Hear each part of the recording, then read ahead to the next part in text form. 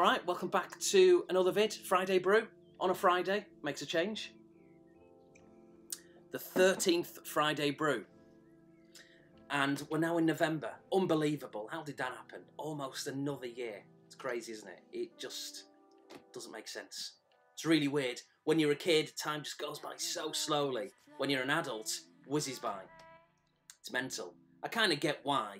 People often ask, why does that happen? Well, it's kind of obvious.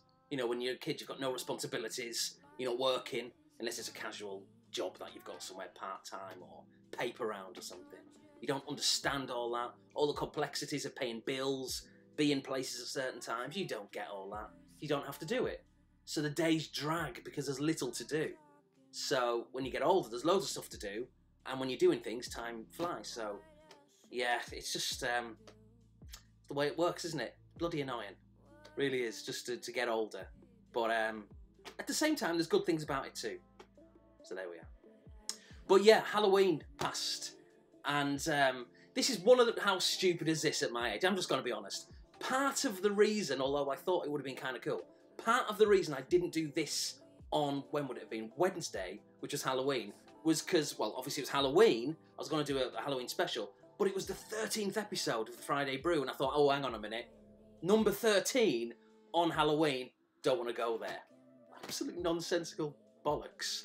But it did actually affect me in the sense that I didn't want to do it. Stupid. So, but also really the main reason is because I wanted to put it on a Friday. I thought, well listen, if I'm going to do it on a Wednesday, there's only another day or 2 days to go, and just do it on a Friday. Much easier, isn't it? It really is. So, yeah. But Halloween came, it went, and it was weird because I'll put a picture up, actually. Let me just bring it up on my screen so I can just re-familiarise myself. Ah, there we go. Right, so you'll see it on your screen as well. So I took a picture of some Halloween candy, sweets, that I bought going back about, I don't know, it might be Monday time, I think. And you can see there's Kit Kats, there's Sour Patch, there's 2 bags of them, 2 bags of Kit Kats as well, the big Haribo, and all sorts of other stuff in. There's chocolate Snickers, Twix, M&M's, might be a few other things as well. I bought too much. There's more as well, just a little bit more that isn't in that picture that you can see there. But they were all on offer. Like the Kit Kats, I think, were like usually, I don't know, $4.99 each, $5 or $4. But it was like if you buy an extra one, so it's like 2 for an extra $1. It was like, well, just get 2 then. And that was the same for the Sour Patch as well. So it seemed like I bought a lot. But the thing is, you can never tell how busy it's going to be here. If you go back, I think we moved into this house like 5 years ago. So 5 years ago, it was mega busy, off the scale. Like we'd go down, we'd be watching telly downstairs, and the door would go, and we'd be like, right, okay, it's bloody hell, so you've got to get up, answer the door, the trick or treat, right, there you go, have some candy, off they go. And then we'd sit back downstairs to carry on watching the telly, and honestly, within 30 seconds, doorbell got up, bloody right, get up, trick or treat, have some candy, rinse and repeat. We hardly watched the telly. It was, honestly, I'm not even lying, it was constant all night from around about, I don't know, so like 6:30 up until about 8 o'clock, 8:30 at night. It was just busy. And then the following year, it was dead, to use I guess a Halloween-y kind of word. There's nobody, literally nobody around. And then the next year, it was kind of a little bit busy. And then the year after, it was really, really busy. And then this year, I think there was just like a handful of kids, really. That was it. It was pretty quiet, which means that there's loads of stuff left. What a shame. It means I'm going to have to eat it. But which is kind of annoying in a way, because I thought, right, that's it. 1st of November, I'm going to go on a bit of a health kick. I know I've said it for so many years on my YouTube channel. And to be honest, I've been saying it even before I had a YouTube channel to anyone who would list it. Be like, right, that's it. Next week, next month, diet, healthy eating, stop eating all this sugar and all this salt. 10, 15, 20 years later, still doing it. I'm just a greedy bugger. I really am. So, yeah, there's some Halloween candy left. My wife, bit of a difference, took some of the remaining candy to school. She's not at school, just in case you're thinking that's a bit weird. She works at a school, so yeah, so she's took some of that, so I can't eat it all. But there is still some left.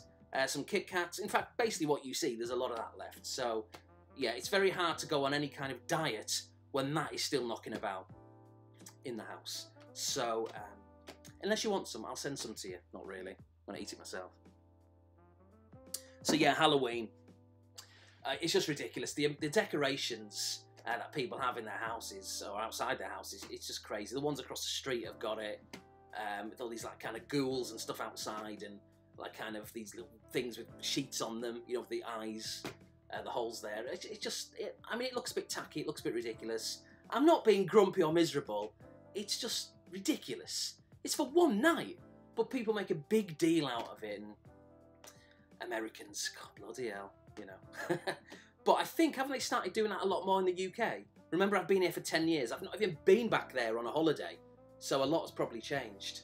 But I know things like prom nights, that's kind of a big deal now for a lot of kids. When I was a kid, that just nobody, literally nobody did it. It was an American thing, but I guess any possibility of making money or having a big event, then people are going to do it. So yeah, I don't know if people more and more these days in the UK are doing all the Halloween kind of costumes, and not so much the costumes, but like the decorations and all that kind of stuff. I'm not sure. Maybe you'll have to let me know if you do it. Pack it in if you are. Stop doing it. Leave it to Americans. But yeah, it's a bit of fun, isn't it? Yeah, I get that. It is a bit of fun, but it's just sometimes people take it a little bit too far. Some of the gardens or the yards that I've seen, like people have like built or hired or bought whatever gravestones, and literally their garden has just completely transformed. It's a little bit too much. But again, I guess it does come down to just people having fun, doesn't it? Maybe I should stop whinging and being miserable. So it's just not for me. I'm much more of a Christmas person. That's my bag. I'm a Christmas guy. And yeah, we're just a month and a bit away. Ridiculous.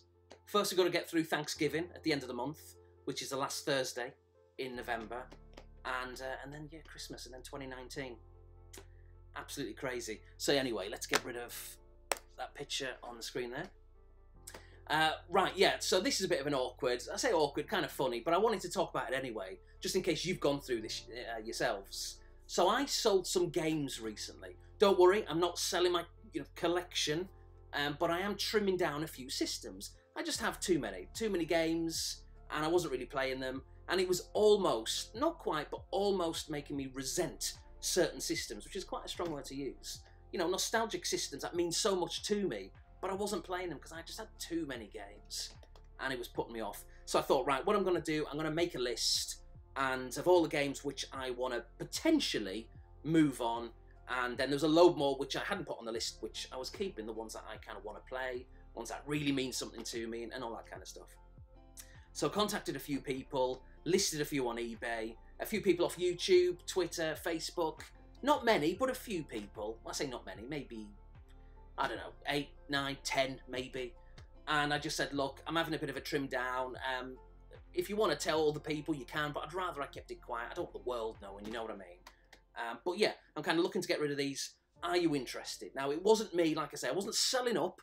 It was just an amount of games. I think there's around about, I can't remember, but approximately 40 to 50 games, give or take, which were on this list. I wasn't necessarily looking to sell them all, but I wanted to make a big dent into it. It wasn't really a financial thing, although obviously money helps. It was really just so I could control the collection.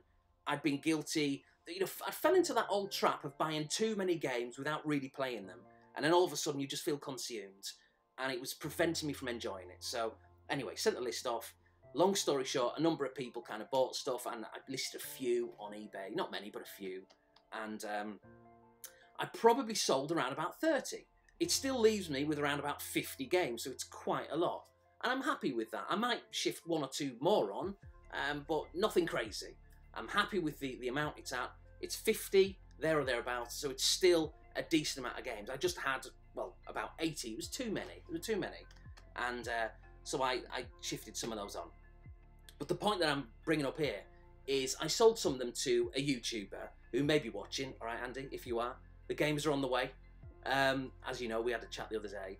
But it was kind of awkward. Andy's a top lad, you know, there's no problems there. I've known him for a while on YouTube and Twitter and all that kind of stuff. But this is the ultimate point I want to make. I'm going to get there, right? So it's, what do you do when it comes to the old mates rates? What do you do? Because I've never really had to do it before. Not really. I've either, given things away, donated them, just a bit of a free gift to someone, or it's been a trade. But I've never really been in a situation where I've had something for sale where someone I know turns around and goes, oh, well, I'll buy it. I've never really been in that situation before, because then they're going to say, well, how much do you want? So I thought, well, what do I say? Because I didn't want to go in with like top dollar eBay rates, because then you come across as a bit of a knobhead. So I thought, well, what do I do? So what I decided to do was go onto eBay, here we go, and I looked at the prices that they generally sold for, and I took into consideration condition, rarity, the price it went for, of course, and then I basically took off a little bit. But even then I still felt guilty, just because who I am and how I am. I always feel very guilty, you know, asking £1 for a 50 quid game, you know what I mean? It's just the way I am. And so I said to Andy, to give you an example, like a particular game, let's say generally speaking, obviously there's always exceptions to the rule where it goes for way less and sometimes a lot more. But let's just say a game went for like 45, 50 quid, typically. Then I kind of turned around to Andy and I went, 25? And I thought that was reasonable. Is it reasonable? 45, 50 and let me go for 25? But I don't know. I still felt guilty doing it nonetheless. But yeah, so I did that. I put together a list of prices that I was looking for and sent it off to Andy. And straight away, he didn't even argue. He didn't quibble or haggle. He just went, yeah, all right. Which made me think I should have asked for more. But no, I was happy to do that. But it was quite a lot of money because I think Andy bought 5 or 6. I can't quite remember what it was. But, you know, you add them all together, it was a decent amount. And I just felt really guilty. So I sent those games off. And I've got to tell this story as well. I don't think it's got to reveal your identity, Andy. If it does, sorry about that. But basically, so Andy lives in Manchester, all right, a place I know pretty well, funnily enough. And it's been a long time, obviously because I moved down to Bournemouth and all that. But I digress. So boxed them up, Manchester, the town, and then obviously the city of Manchester on the address label. Took it to the post office, and the guy there, very friendly and all the rest of it. I've obviously seen him many, many times over the years. And he's like, he's entering all the details. And he couldn't work out what the city was. He didn't understand. He'd never heard of Manchester before. Blew my mind. And so he was asking me, he said, what's the town? He says, is this the town? I won't reveal the actual town that Andy lives in. I went, no. I said, he said, is that the city? I said, no, that's the town. He went, well, what's Manchester? He says, is that the country? I said, no. I said, that's the city. That's not the country. He was like, I thought Manchester was a country. It's not a country. Unbelievable. Again, Americans, unbelievable. I love them. They're very friendly. But when it comes to geography, unreal. Who thinks Manchester's a country? Who thinks that? Blew my mind. So, yeah, so I eventually got that right. He put the details into the system. He selected Manchester as the city and not the country. Because he couldn't find it initially. And I was like, why can't you find it? Because he was looking under countries for Manchester. Unreal. Really was. The annoying thing about that is, not so much about that conversation we had about Manchester being a city, being a country, but the annoying thing about it is he went, oh, he says, if this is £1 lighter, the box that I was sending, he said, if it's £1 lighter, you can save $10, $15. But what could I do? I couldn't, because I didn't really put that much packing in, just a little bit. The games themselves were in box protectors, so they were pretty much protected. Just a very tiny, tiny bit of packing. So I couldn't make the box any lighter. So because of that, the postage was an extra $15 for £1. Unbelievable. So there we are. Yeah, so mates rates, what do? You know, do you knock off a significant amount? Which I think I did. You know, and then there's a couple of other games, which generally speaking will go for about, again, it really does vary, but the top end sort of 20, 22, 25, maybe at a stretch. And I think I just said to Andy, I went, well, a tenner? I thought that was all right. But yeah, it's kind of an awkward position. Don't worry, Andy, you didn't put me in an awkward position. I didn't feel bad, you know, to the point of like I was holding you responsible or anything. I just mean in general, it didn't matter who it was. It doesn't matter who it is. If I know that person, even if it's through YouTube or Twitter, if I know who they are, I just feel guilty kind of asking for something. So you seemed happy enough to pay the amount, and if you were, I guess that's all that matters. Put it this way, I think you did save a few quid. If you'd have bought them on eBay, you probably would have paid a little bit more. Okay, as if by magic, I'm back. And that was like a 25-minute gap there, but just back within seconds as far as you're concerned. So again, tea's probably freezing now. It is. So yeah, basically it was my father-in-law was knocking on the door. Not that you mind or care, but I'll tell you anyway.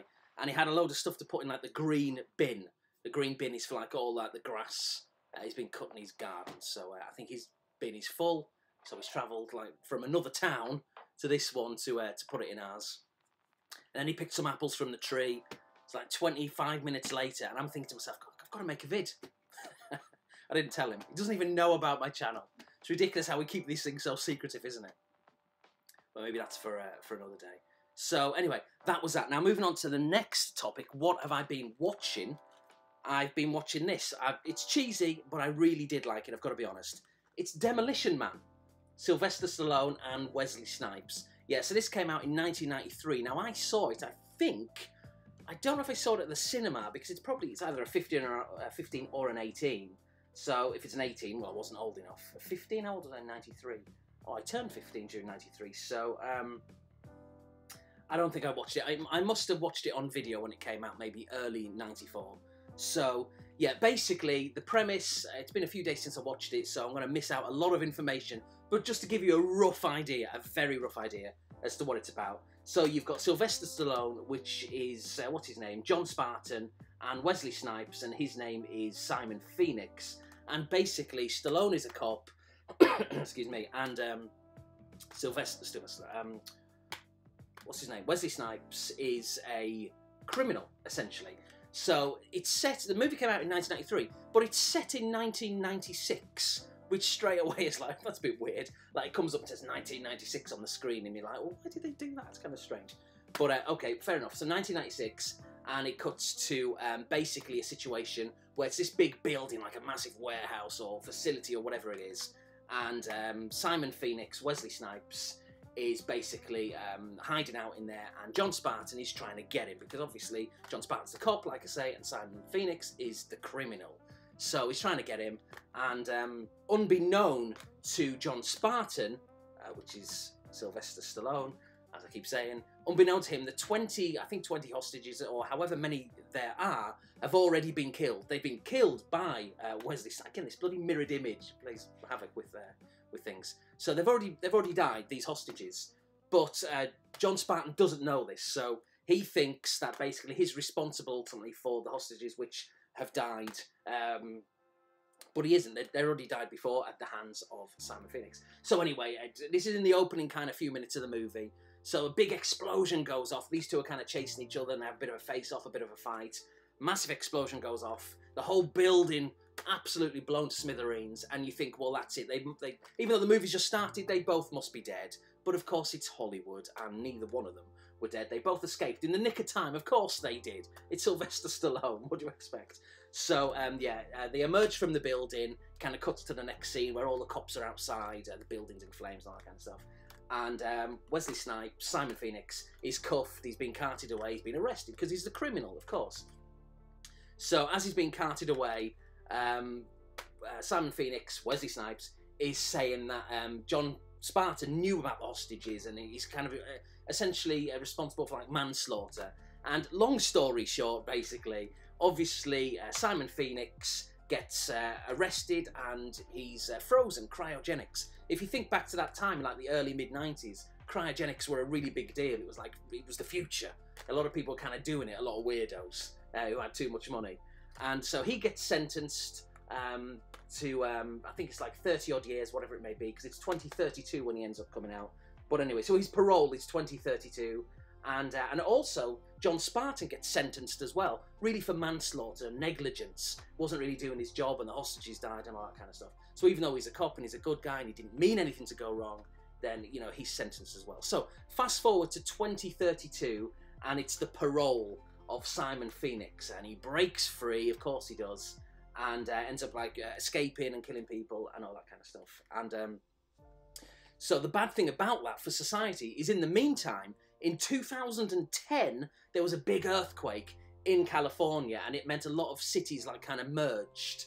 And it doesn't really explore to what happened outside of California, or what happened, you know, to like the rest of the world. That's never really focused on. It's just basically California, or part of California, has changed, and there's like a new government now, essentially, a leader, and he's implemented this kind of society where there's no bad, which sounds really good, of course.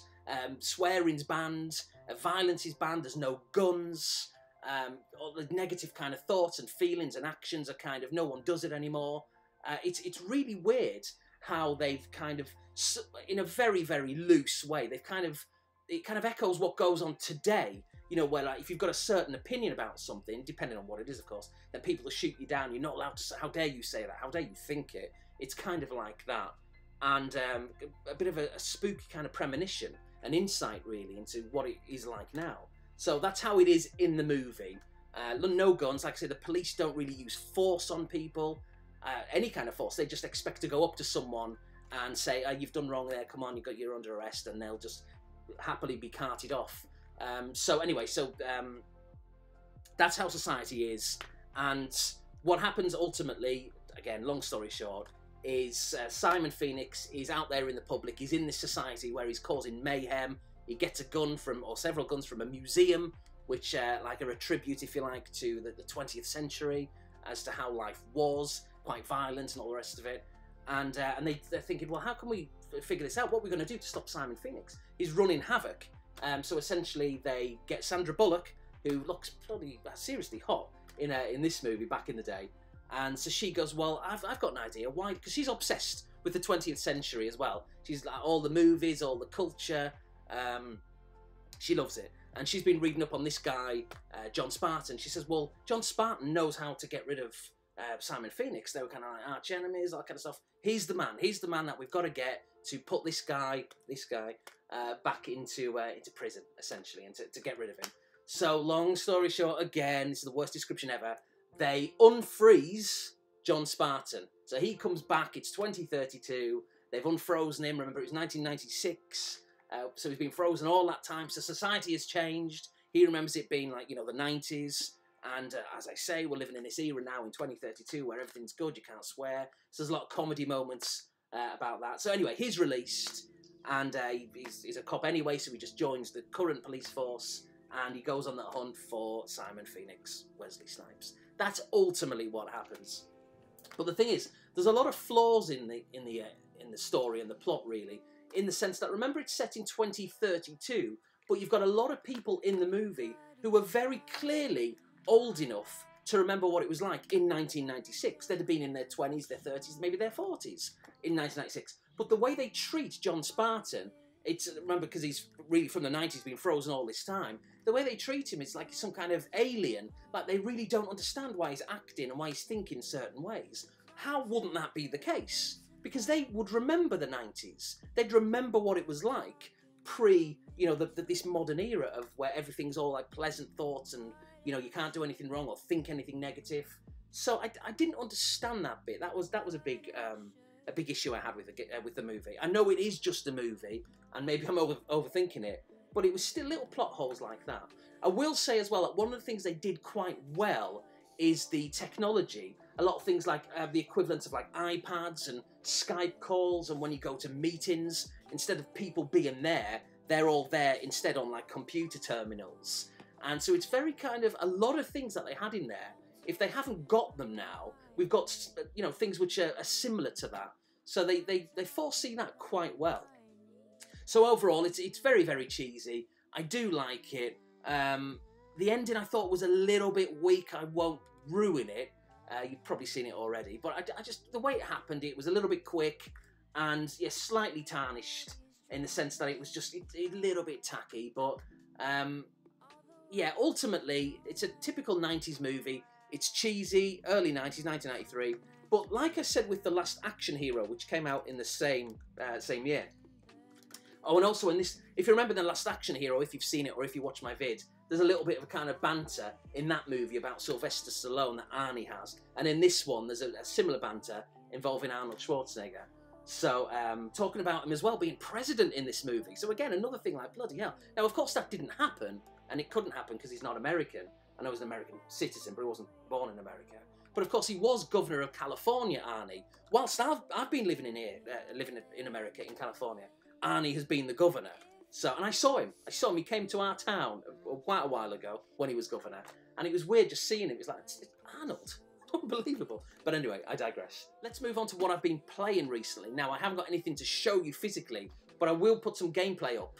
And I will say straight from the off as well, that you might think, I don't know, you might think it looks really good graphically. It's Red Dead Redemption 2.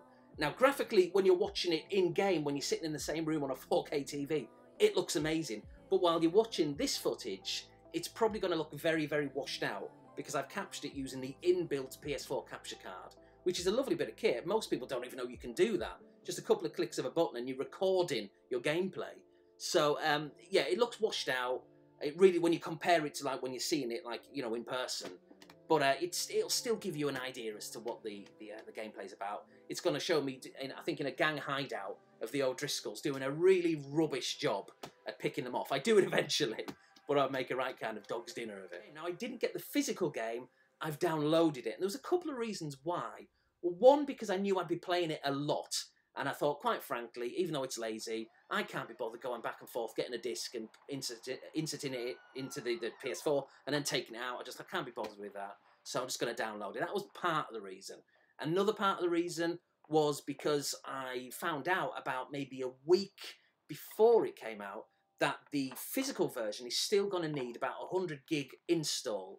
And I thought, well, again, I just can't be bothered. I've got to install the game anyway if I download it. So I may as well just get the digital version. And then the last reason is I was planning on getting the physical version, but about 2 weeks before it came out on Amazon, it said, well, you can still pre-order by all means, but there's no guarantee it's going to arrive on release day. So I thought, well, I want this on release day. So yeah, I could have bought it from somewhere else, could have went to the mall to get it, but of course that takes time, it doesn't always fit in with your schedule. I could have ordered it from like a Best Buy, or a Target, or a GameStop, or anywhere really, but I thought, you know what, I can't be bothered doing that. I'm just going to download it. So I did. But what I did, what they can do on the PlayStation 4, and I'm sure the Xbox is the same, but you can preload games. So basically you buy it, you pay for it, maybe a week or so before it comes out, and you can start downloading it. So you don't have to download it all in one go. You can start downloading it like a week before it comes out for 20 minutes, then turn off your PS4, and then you can put it on 2 days later and keep it on for an hour, and it'll be installing in the background. And bit by bit until you've got the game ready. So I had the game ready for the second it came out, and I was watching the countdown, which started like a week or so before it came out. And then I wasn't sat there for a week just watching this countdown ticking by. But you know, every time I put the PS4, every time I put the PS4 on, I should say, I'd see this countdown, this ticker, moving constantly, going down all the time, getting ever near the release date. And then come the time of when it came out, there was like, I put the PS4 on, and there was about 5 minutes left before it came. Before it was released, before it came out, and then I just watched it tick down from the last few seconds, and as soon as it hit 0, it auto-played, so I was playing it straight away. One of the very first people in the world, I guess, to be, apart from the people who've got it, you know, early copies, to be playing the game. Brilliant. What an honour. Not really. But yeah, so the game is really good. What I will say is my only real problem with it is, I mean, there's a lot of kind of grinding. I've heard a lot of people complaining about that. And it is a valid complaint. There's a lot of grinding to do. There's a lot of going back and forth. A lot of the missions are somewhat repetitive, but not massively so. Not for me, anyway, but I do understand the argument. The biggest problem for me is the control system. I mean, it's quite fluid to a degree when you're moving around, all that kind of stuff. But when you're selecting weapons, because it basically plays exactly or pretty much like the first Red Dead Redemption, where I think on the PS4 anyway, I think you press the L1 button and it brings up this kind of like cog wheel, where every kind of slot is allocated to something, presuming it's filled in with something you've picked up or you bought or whatever. And you can scroll through them, different ones, by pressing, I think, the R2 button, and then to select it, you then release the L1. So it's quite convoluted. It's a bit of a mess, and then there's sub-menus of that you can go into as well, and the horse has got, like, its own special one, which you can select, like, so maybe you're storing food or you're storing guns on the back of a horse, for example. So in the heat of the moment, you're trying to think of what to do, and it's very easy to get confused. Very easy. At least it is for me. But I had that very same problem with the first Red Dead Redemption, so it's nothing new to this one. I thought that was an issue for me back then, but you kind of soon get used to it. I will say that I've stumbled upon a few glitches, but it's not been particularly game-breaking as such. It looks a bit silly in the heat of the moment, seeing kind of things kind of jutter around back and forth or get stuck in terrain, but I'm sure that will get fixed eventually. I mean, remember, we live in an era where you can fix them, and that's a good thing. I think a lot of people, my age and older, and sometimes younger too, of course, you know, they kind of look back at the past with rose-tinted glasses, maybe too much rose-tinted, and they say, oh, remember when games used to be released finished? Well, of course, remember when they weren't always finished. Some games were released broken, and there's nothing you could do about it, because that's just how it was. At least now, developers could go back and fix them. I mean, yeah, all right, it probably does mean that they're a little bit lazy when it comes to releasing the initial version, and that's a problem. But at least they can potentially fix games that are released, and that's a good thing. So I'm sure all these bugs, glitches I've seen will be ironed out eventually, and it's nothing particularly game-breaking, like I say. So graphically fantastic, it looks really, really good. Some of the detail is fantastic when you're walking through like the town and there's the mud and like the sludge is there and the water and the reflections, and when you stand in it, it leaves like the imprints. It's very, very clever. Little things like that which you wouldn't really notice unless you're looking for it, which I was. I was just curious. I thought, is it going to leave my imprints? Is the water going to move? And it did. And I was like, bloody hell, that is really, really good. So I really like that. That same town that I was walking in, which I think you may have seen already with the gameplay footage. If not, well, you'll be seeing it now. I was just randomly walking through there quite slowly, minding my own business. I wasn't on a mission. I was kind of free roaming, just doing things on my own terms. And all of a sudden, someone threw the window in a bar where they were having a fight. There was nothing to do with me. Nothing. I didn't do anything. I wasn't involved in it whatsoever. So all these NPCs, don't ask what that stands for. I've no idea. But I know that's a term which is used for like computer-controlled AI. They were kind of just doing their own thing, living their life, and just having a fight. And I've never seen that since. It was a one-off. I'm sure it may happen, at other times. But yeah, that's the only time I've seen it so far, and it was like, that is amazing. I couldn't believe it. What are the chances of that? So yeah, they're just living their own kind of little world. Their own lives in their own world, and that's really interesting to see. Very, very clever. So yeah, you can free roam and you can go around and you can hunt different animals and study them and add them to your compendium. The more animals you see, the more you kind of unlock and all that kind of stuff. You can discover gang hideouts where the O'Driscolls, who are kind of the big enemies in the game, are, and you can shoot those and you can loot them. And there's a lot of kind of situations which crop up randomly in the world where you can choose to react, or you don't have to. You can just ignore it. You can loot people, you can help them out, you can kill them, you can do whatever you want. It's very, very clever. But yeah, for me, I really like it. Like I say, a lot of people have been quite critical of it. I've seen on Twitter, in the sense that I think a lot of them find it quite boring and repetitive. But it's the Wild West. You've got your horses, trains on there. You can rob those. You can buy horses. There's just a lot of stuff you can do. But it is very, very slow paced. It really is, because of the era that it's set. So, which I think is it 1899? Or is it? Hang on, yeah, maybe it is. I think it is, yeah. But whatever, it's approaching the end of the Wild West period. Really, I think wasn't the first Red Dead Redemption set in 1911? So it's kind of gone back in time a little bit, and that really was kind of pretty much the end of the Wild West as we knew it. So this is when it's getting to that point in history where it's heading towards it. Civilization is changing, and they're not so much relying on people going around and looting and robbing and shooting people and cowboy hats and all that kind of stuff. Society's changing, technology's getting better, and it's going into the 20th century. So, but I quite like that period in time anyway. It's not my favourite. I don't know a lot about it, but I quite like it, and I certainly quite like it for a game. It seems to work quite well for me. So I like the game. I think it's really good. Graphically, it's good. I've immersed myself into the environment. I'm having fun with it. So reviews have been really, really good, as you'd expect. A lot of 10 out of 10s. I don't know if I'd give it a 10 out of 10, maybe like a 9. Giving it a 10 kind of says, oh, it's the best thing ever, at least at this moment in time. And I can understand why. I really can. But for me, 9 out of 10, absolutely. It is a really, really good game. Now, the last game I've been playing, I'm going to very quickly talk about this, is Video Kid on the Commodore Amiga. Now, this is a game which I picked up a few weeks back. It's not been on a pickup vid. It will be eventually, maybe next month or later this month or whenever I do it. So yeah, it's a side-scrolling shooter-stroke platformer, essentially. It's a demo of the game is a demo I played back in the day in 1992. I think I played it on the Atari ST. It would have been ST Action, I think, where the demo disc was. So, but yeah, I bought it back on the Amiga. I was actually looking to get it on the Atari ST. The reason I didn't, well, several reasons. One, I couldn't see it for the Atari ST. It was only the Amiga version that came up. But also, quite frankly, it is better. The scrolling's better. The sound is better. Of course it is, on the Commodore Amiga. and it just looked a little bit more fluid for me, the gameplay wise. And so yeah, really pleased with Video Kid.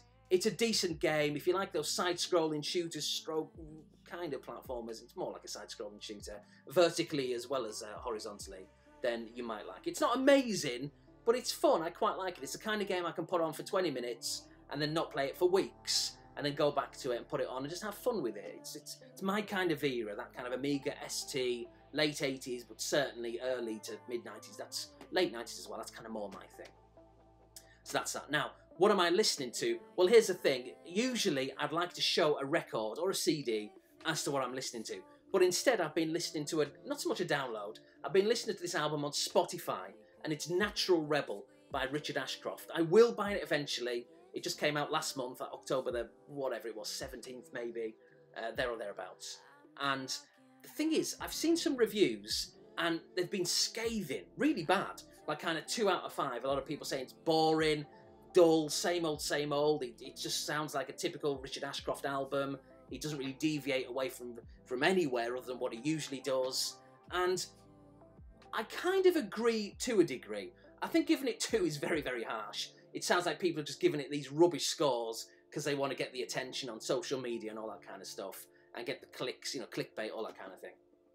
But I do agree in the sense that the whole album, I have listened to it from start to finish, and it's very safe, and it's like almost all the songs blend from from the first track all the way to the end, the last track. It's like nothing really changes. It's almost the same song, with breaks in between where the new song starts, but it sounds like the old one.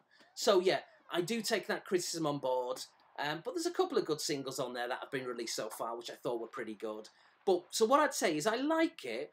After every single song that finished, I was like, yeah, that's quite good, but it didn't blow me away. It wasn't particularly memorable. Like, I couldn't really name any off the top of my head, you know, after a first listen. I couldn't really think of how they go.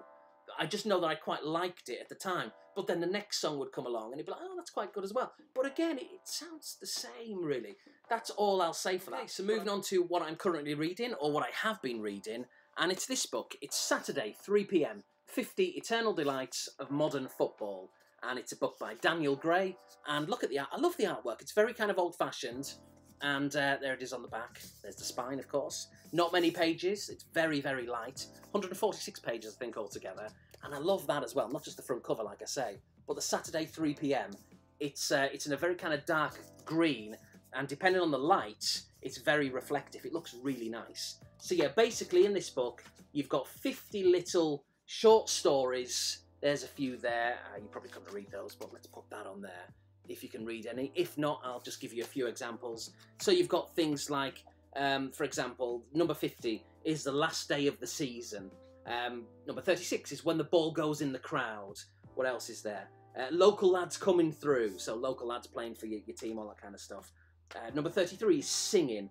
Brackets in score lines, so when teams score a lot of goals, they put like the score in brackets to really emphasise and to almost take the piss, in a way, about how a team has been battered. Number 35, standing on a terrace. Number 39 is time wasting. Number 5 is Saturday at 3 p.m. There's club shops, get in the fixture list, all that kind of stuff. So it's basically little short stories, and they just last a few pages at a time, and it sums things up. So, for example, number 3, like I say, get in the fixture list. So it starts on page 7 and it ends on page 10. So just a few pages, and it talks about that feeling, that buzz of when your team gets the fixture list for the start of the season. And of course you look down it and you pick out your favourite fixtures, your local rivals, whoever it may be. It's just kind of very kind of a nostalgic kind of, hit that people will get. So if you like your old football especially, number 8 is ball hitting the bar. The sound of the ball hitting the crossbar, and almost the satisfaction you can get from hitting the bar, which sometimes, as weird as it sounds, is better than scoring a goal. At least it was for me. I used to love hitting the bar. It was the reaction that people would be like, oh God, you know, when we play like Sunday League or at school, it just felt good. Technically scoring is obviously better than hitting the crossbar, but there's just something about it. Number 11, slide tackles in the mud. So we talk about that, and you're getting dirty, and maybe people chickening out of challenges and all that kind of stuff. So yeah, it's just a very kind of nostalgic, rose-tinted glasses again, that kind of look towards old football, but still modern football as well. I mean, it says, of course, 50 Eternal Delights of Modern Football, but it's also very much harks back to the past as well. So I really like it. It's a really short little book. It was only about $10. So, yeah, obviously the retail is clearly not very expensive, but it's really good. And Daniel Gray has got another one, I think, which has just come out quite recently. And whereas this kind of, the main covers, colours, as you can see, are kind of like beige and green, I think this other one is kind of like a beige and sort of like a pink, like a rustic purpley kind of colour. It looks really, really nice. Very kind of simplistic and minimalistic, but it looks nice, just the artwork alone. Okay, so let's move on to the questions and, of course, the answers to those questions. That would help, wouldn't it? So the first ones are from Pete. Thank you, Pete. Snestastic. Question number 1. How do you feel about retro game collecting in 2018?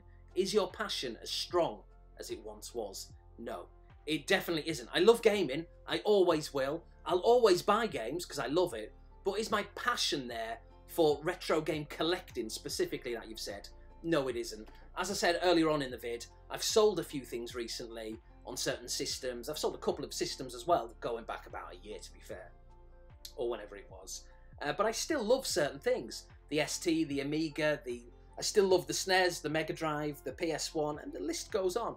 I really love the PS4. And I still buy games for it. There's loads of games that I want. I've bought a couple of PS1 games this past week. Again, it'll be on a pickup vid maybe next month. Or the month after, what month? Yeah, that's it, right, it's December. I keep forgetting it's bloody December next month. Crazy. So it will be next month at least. Or maybe later this month, we'll see. So yeah, I'm still buying games. I'm still really enjoying that.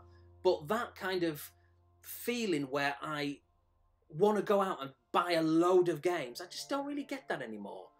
I think I've made 3 pickup vids on my channel in 2018, and that is kind of reflective of where I am with the whole kind of buying and that obsession. You know, I'm not really into that anymore. But like I said, I do still buy games. I do still make pickup vids. I just don't feel a sense of urgency to buy these things. I used to. We all did it, especially if I know, Pete, obviously you've had a channel just before I started mine.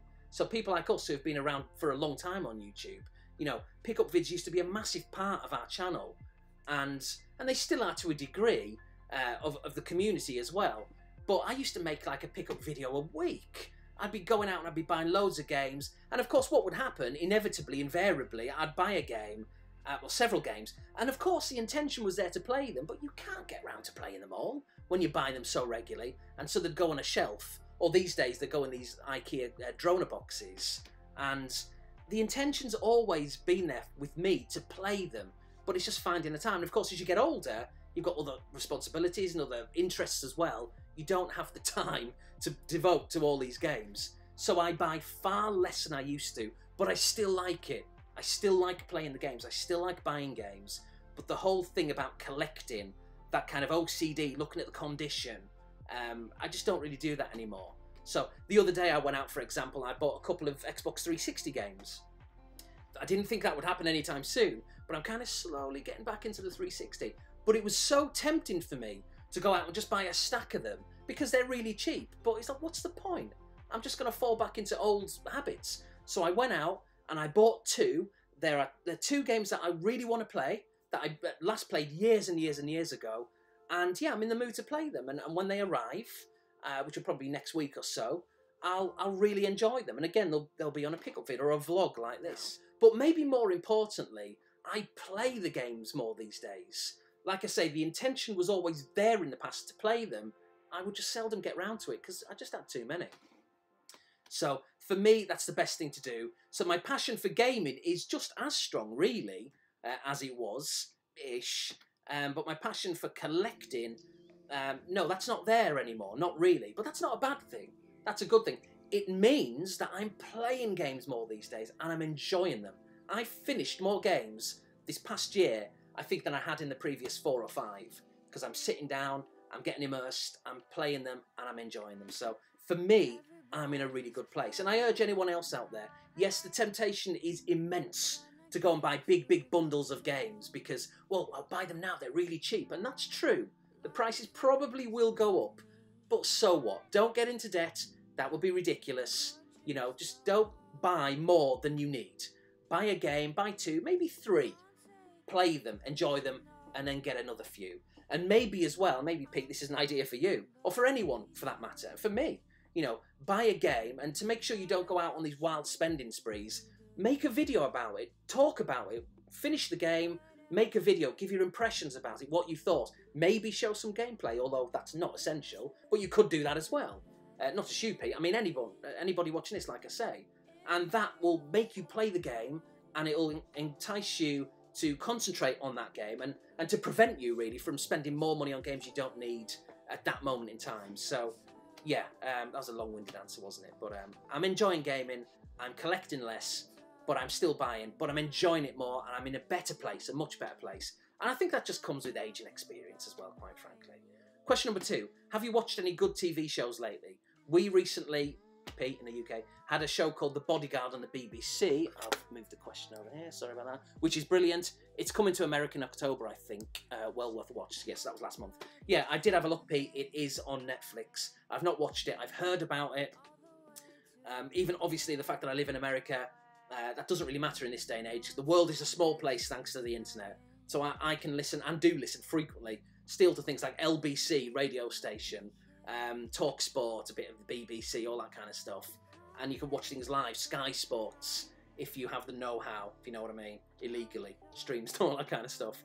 So, and of course there's Twitter and YouTube that we're on now, clearly. So keeping in touch with what's going on around the globe is very, very easy. So I've heard about The Bodyguard. I know a lot of people over there have rated it very, very highly, and it's been a big hit. I've not yet watched it. I will do eventually. In terms of what have I watched, the only one I can think of is A Very English Scandal. That was a few months back now. I put it on Twitter, I think, starring Hugh Grant, based on a true story. And it was absolutely brilliant. If you've not seen it, you really, really should.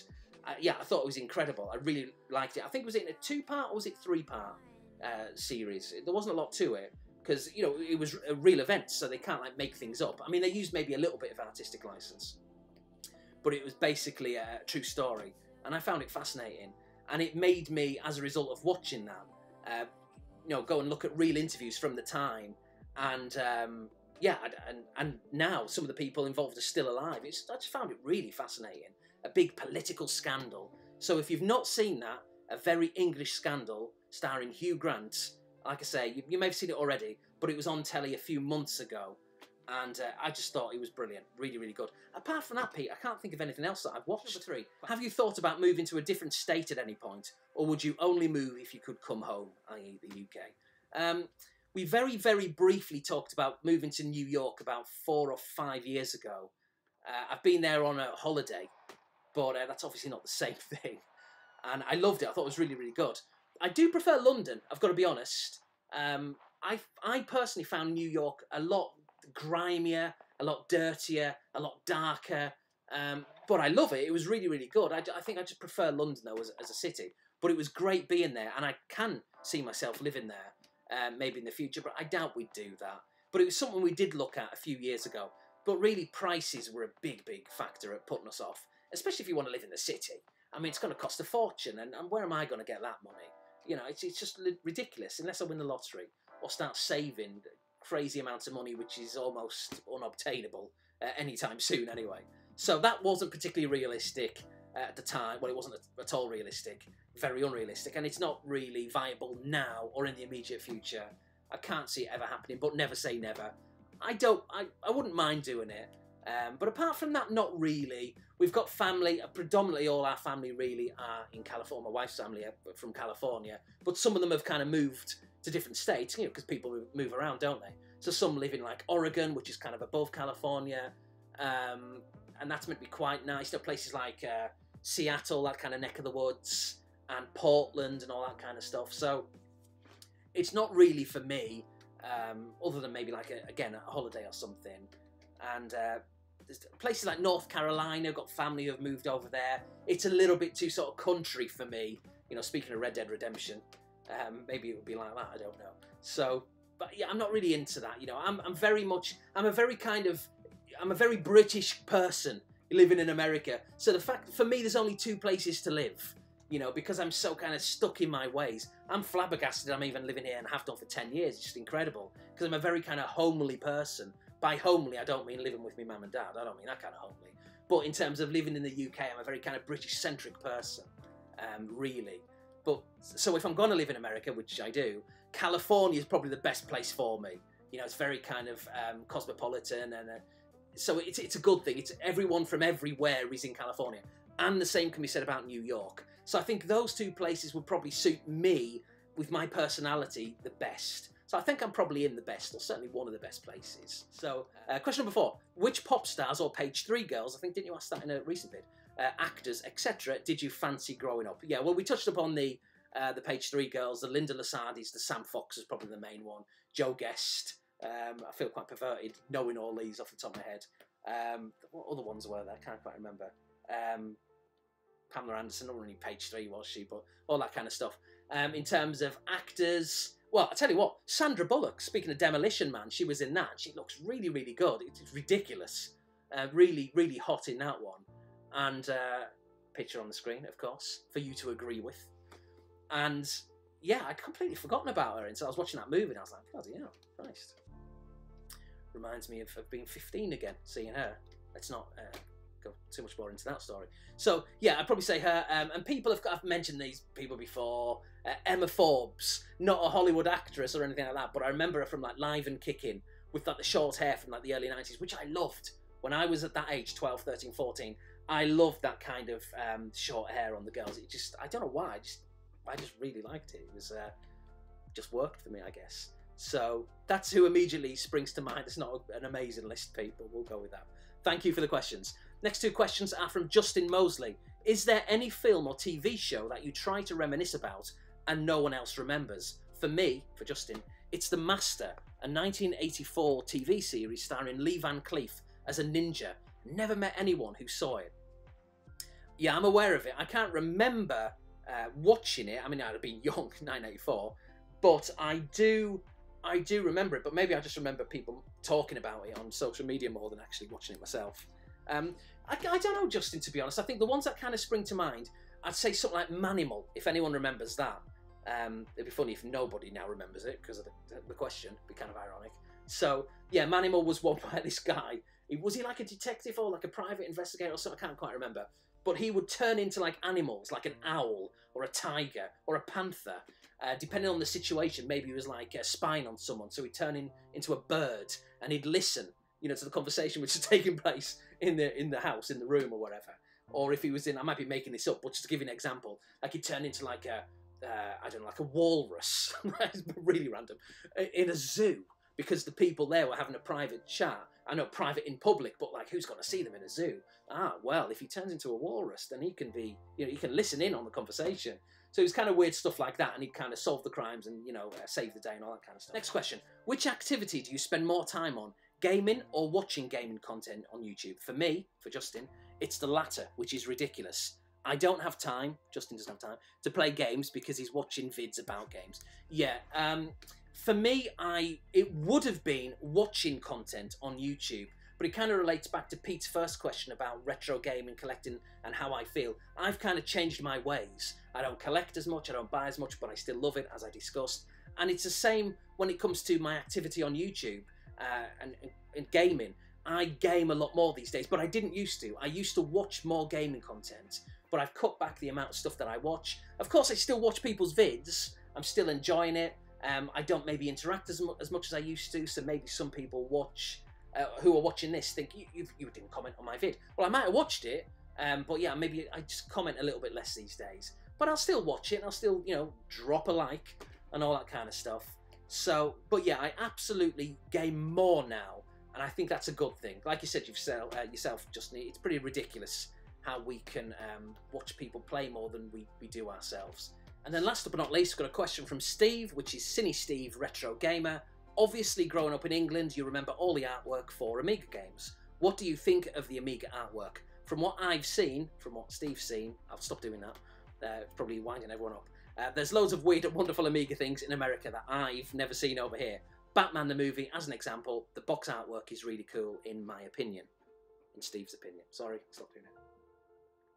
Yeah, I did have a look, Steve, on Google Images, and I looked at the NTSC artwork. It is pretty cool, actually. I agree with that.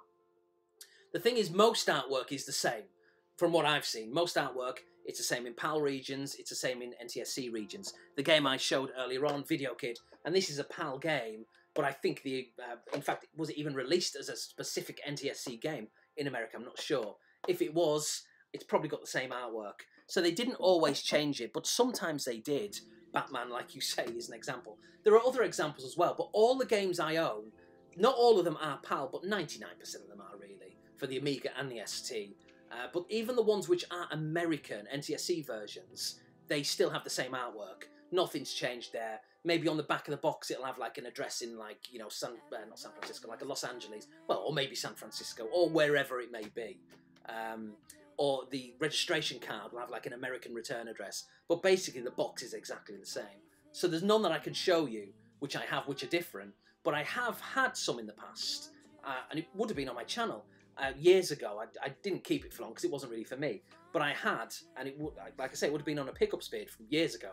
I had a gatefold version of Marble Madness. So a gatefold, in other words, like a vinyl, for anyone who doesn't know. I'm not patronising people. Some of you will be watching going, I don't know what that is. It's like a vinyl, so you kind of open it up, and inside there's like the instructions and the disc, and it was kind of weird. And I'd never seen those before in the UK, whether they were released or not, or whether it was extremely limited quantities, I'm not sure, but I'd never seen them. So that was weird when I saw them for the first time. Marble Madness was one. A flight sim, it might have been F-29 Retaliator or something, that whatever it was, one of those came in like a gatefold as well. And I had quite a few of them. Like I say, it was on a pickup vid. But it didn't do anything for me, being so nostalgically driven. I thought, oh, this is a bit too weird for me. It doesn't resonate with me. I didn't have this when I was a kid. I didn't even see it. I didn't even know about it. So I kind of got rid of them. But they were pretty cool, a little bit niche. So, yeah, I've not got a direct example to give, Steve. But, yeah, there are a few examples out there. And also they've done that not just with Amiga and ST games, but a lot of modern games as well, like even for like the PS3 and the 360. Even for the Xbox 4, yeah, Xbox the future, Xbox One and the PS4, I've seen different artwork. Different spines as well, which is kind of strange. I've noticed in the UK, when watching people showing off like PS3 games, and whether they've done it by accident, showing the spine, you know, inadvertently, or maybe they've deliberately done it like sometimes I do. It's like being a lot of PS3 games, not all by any stretch, but a lot of PS3 games in the UK, PAL region, have a generic kind of white spine, and it just looks rubbish. And in America, we don't really get many of those. There's a few, of course, but most of them have got colours or different colours. I don't know why that would be. Why would you need different artwork from like the UK and the US? It's a similar kind of demographic, a similar kind of attitude. I don't get it. I do understand why the Japanese would be different, with their bright colours and their kind of manga figures and all that kind of stuff. I understand that. But yeah, it's kind of weird, isn't it? So yeah, Steve, there's a lot of different ones, a lot of weird and wonderful ones, as you say. Why that's the case, I'm not really sure. But I don't have any directly. But it is interesting, nonetheless. Anyway, thank you to all three people there who asked questions. Please never feel any obligation to ask any. If you don't, it means the videos are shorter, so that might be a good thing. That might be what you want. And going forward, I really do want to make these videos a lot shorter. I know I always say it. It's just difficult to do, isn't it? Because if you've got a load of topics you want to talk about at the start, and then you've got the questions or the answers to them, it is going to mean they're going to be long vids, just by default.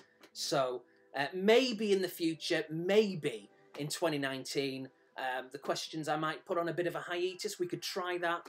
Or maybe even next month, if I don't get any, maybe we'll have the hiatus a little bit early, I guess. But we'll see. If you have any questions, please don't feel under any pressure to... Or let me rephrase that. If you have any, please feel free to ask them. If you don't have any, then please don't feel under any obligation to ask any at all. It really doesn't matter. I don't take it personally.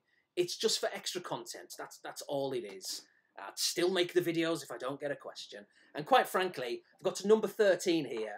I think, which will be the 12th video of the questions, because the first one I didn't. So the fact I've lasted this long having questions and answers to them is just incredible. I didn't think it would last at all. So if it doesn't go any further than this, it's been a success. Anyway, until my next vid, whenever that is, I always say it's going to be a music vid, or it could be a gameplay, it could be a pick-up vid. Who knows what it'll be. But it will be soon. It will be soon. It won't be another month like it's been between my last vids. I almost promised that. So thank you for watching. Take it easy. See you later.